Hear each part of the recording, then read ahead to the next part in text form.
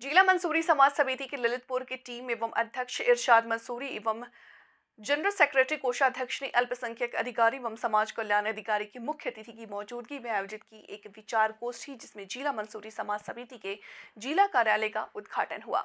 गोष्ठी का खास मकसद उत्तर प्रदेश एवं केंद्र सरकार के द्वारा अल्पसंख्यकों एवं गरीबों के लिए चलाई जा रही जन कल्याणकारी योजनाओं के बारे में जानकारी एकत्रित करना था।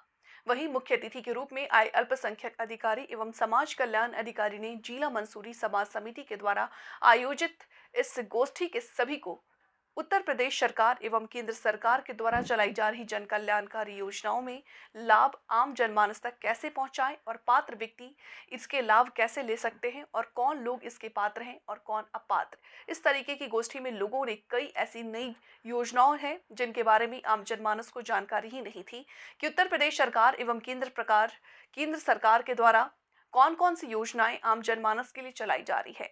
भारी संख्या में लोगों ने इसमें हिस्सा लिया और सरकार के द्वारा चलाई जा रही जन कल्याणकारी योजनाओं के बारे में जाना। बाबा सदन शाह के प्रांगण में पवित्र क्षेत्र में उपस्थित इस सभागार में हमारे मंच पर जो हमारे वरिष्ठ हैं सबको प्रणाम करता हूँ और अपने जो भी हमारे अभिभावक और जो समाज सेवी हैं, तपस्वी हैं, भाषा अलग हो सकते हैं लेकिन जो अपने धर्म और जो ग्रंथ हैं उनके आधार पर चलने वाले और लोगों की सेवा करने वाले हैं, मैं सबको प्रणाम करता हूं। और संक्षेप में मैं अपनी योजनाओं को बताना चाहूँगा। भाई साहब बहुत अच्छी बात है कि बिना शिक्षा के कुछ नहीं होता। संस्कृत का एक शब्द है आनो भद्रा कर्तव्य जंतु विश्वतः, अगर इंग्लिश में ट्रांसलेट कर देते हैं तो शायद इस तरह हो सकता है कि let our noble thought comes from everywhere, माने हमें अपने ज्ञान को बढ़ाना चाहिए। और नोबल थॉट कैसे ज्ञान को, जो नोबल थॉट, तो जो उच्च स्तरीय ज्ञान है उसको हमें बढ़ाना चाहिए। जो जहाँ से आए हमें अपना ज्ञान के स्रोत को खुला रखना चाहिए, तो ये तो होना ही चाहिए।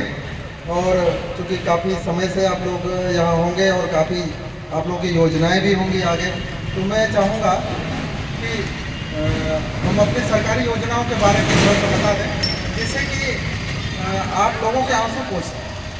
कोविड जैसा महामारी का दौर आया, कोई किसी के गुजरे हुए बंदों को वापस तो नहीं ला सकता, लेकिन हम उनके आंसू पोंछ सकते हैं, उनके दुख में उनके साथ खड़े हो सकते हैं। उनके बच्चों की जो परवरिश या उनकी शिक्षा जो बाधित हो रही है, वो उसमें हम थोड़ा सा सरकारी जो तंत्र है उसके तरफ से जो सुविधाएं हैं उनको हम पहुंचा सकते हैं। और वो बेचारे नहीं जानते, जब दुख आता है या कोई भी विभीषिका आती है तो व्यक्ति तनावग्रस्त होता है, तो सामान्य चीज़ों पर भी उसका ध्यान नहीं जाता, तो टेक्निकल चीज़ों पर कहाँ से जाएगा। तो ऐसे अवसर पर हमारा कर्तव्य बनता है कि तो योजनाओं का एक बहुत बड़ा क्षेत्र है, लेकिन ये कह सकते हैं आप कि ताली दोनों हाथ से बजती है। कभी कभी हम ये महसूस करते हैं कि दूसरा हाथ आगे नहीं आ पा रहा है, तो आप चाहे जितना प्रयास कर ले, सरकार चाहे जितना प्रयास कर ले, हम उतना अच्छा रिजल्ट नहीं दे पाते। मैं अभी एक ब्लॉग का वीडियो था, अभी 2 महीने पहले मैं तालबेट का वीडियो था, 1 साल तक रहा। मैंने गांव में जाकर के कोशिश की कि गांव के हर बुजुर्ग व्यक्ति को पेंशन मिल जाए।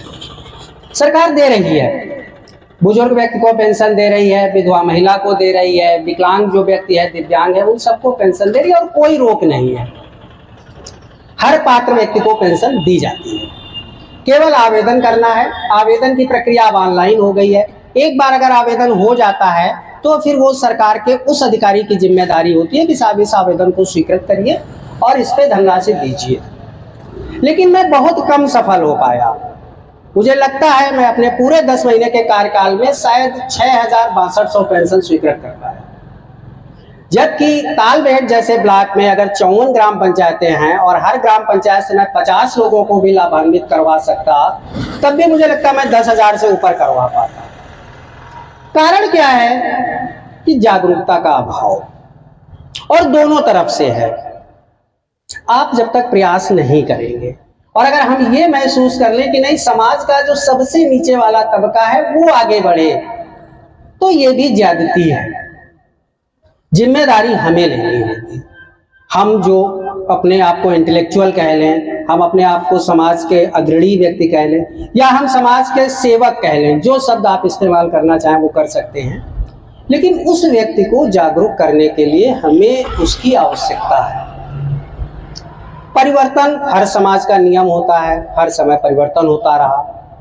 हम लोग जब पढ़ते थे, इतिहास जब पढ़ते हैं तो कहते हैं हिंदुस्तान की जो शिक्षा प्रणाली है वो मकतब और मदरसे से शुरू हुई। बहुत सारे लोग ऐसे आपने सुने होंगे जो इतिहास में बहुत प्रसिद्ध हुए और किसी मकतब और मदरसे से पढ़ के वो आए, और उन्होंने इस देश में वैज्ञानिक लोग ऐसे हैं, कई सारे बंगाल के वैज्ञानिक ऐसे थे जो मकतब में पढ़े थे, मदरसे से पढ़े थे। आज हम मदरसा शिक्षा को उस लेवल पर नहीं रख पाए।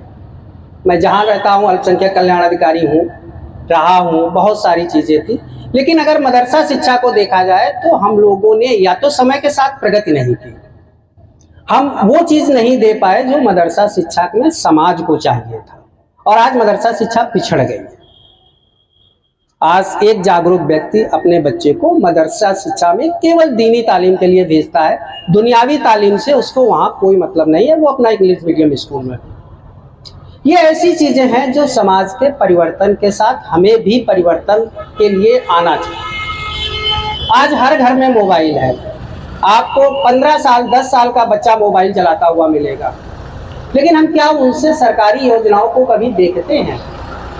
नहीं देखते हैं। हम ऐसे वीडियो देखते हैं, ऐसे जोक्स देखते हैं जिनका कोई मतलब नहीं है, केवल डाटा खर्च करते हैं और फालतू का अपना समय बर्बाद करते हैं। ये चीज़ें भी समाज में आनी चाहिए। हाजी असगर अली साहब से मेरी कई बार मुलाकात हुई है, और उन्होंने बहुत ही गरीब तबके के लिए, बहुत एकदम निम्न लोगों के लिए, शिक्षा के लिए और उनके देखभाल के लिए बहुत सारा समय वो देते हैं और बहुत सारा प्रयास भी करते हैं। मैंने उनसे कई बार कहा था कि आप थोड़ा शासकीय योजनाओं से भी उन लोगों को जोड़िए। आपका जो व्यक्तिगत प्रयास है, जो समाज का प्रयास है, वो अच्छी बात है, लेकिन चूंकि हम वेलफेयर स्टेट में हैं, हमारा संविधान कहता है कि हम कल्याणकारी राज्य में बैठे हैं, तो निश्चित तौर पे सरकार का भी ये दायित्व है और सरकार की जो योजनाएं संचालित हो रही हैं वो उन व्यक्तियों तक पहुंचे। डीपीओ साहब ने बहुत डिटेल से बताया है। मैं दो चीजें और जोड़ देना चाहता हूँ। एक तो पेंशन योजनाएं हैं, हर व्यक्ति को पेंशन मिल सकती है। आज के वृद्ध व्यक्ति में सबको मिल सकती है, केवल आप आवेदन करा दें। अगर गरीब व्यक्ति है तो जरूर मिलेगी। स्कॉलरशिप हर बच्चे को मिलती है। स्कॉलरशिप में जहां आपका बच्चा पढ़ रहा हो, जिस कॉलेज में है, उसको आप स्कॉलरशिप का फॉर्म जरूर भराइए, ताकि बच्चे की कुछ मदद हो सके। भले उसको 5,000, 8,000, 10,000 जो भी मिलेंगे, लेकिन उसको आगे पढ़ने के लिए जागरूकता पैदा होगी। वो समझेगा कि हमें आगे जाएंगे और हमें पढ़ने से लाभ है, भले वो पैसा वो अपने किसी काम पर खर्च कर ले। इन चीज़ों को भी जोड़िए। मदरसा शिक्षा यहाँ पर बहुत कम है। हाजी साहब इसके लिए प्रयास कर रहे हैं, मुझसे बात भी हुई है। मैं ज़रूर चाहूँगा कि वो इस तरह की शुरुआत करें, ताकि एक अच्छा संदेश समाज में जाए, समाज के लोग आगे बढ़े। आप लोगों ने एक अच्छा कार्यक्रम किया है। मैं अपने सभी इरशाद मंसूरी साहब को पुनः बहुत बहुत धन्यवाद करता हूं, और ये गुजारिश फिर करूंगा कि जुड़िए। कभी ये महसूस ना करिए कि इस परिवर्तनशील समय के साथ, निश्चित तौर पे समय परिवर्तनशील होता है। हम लोग एक सर्किल में रहते हैं, कभी लगता है नीचे जा रहे हैं, कभी लगता है ऊपर जा रहे हैं, लेकिन उसमें अपने आप को एलिमिनेट ना करिए, अलग ना महसूस करिए।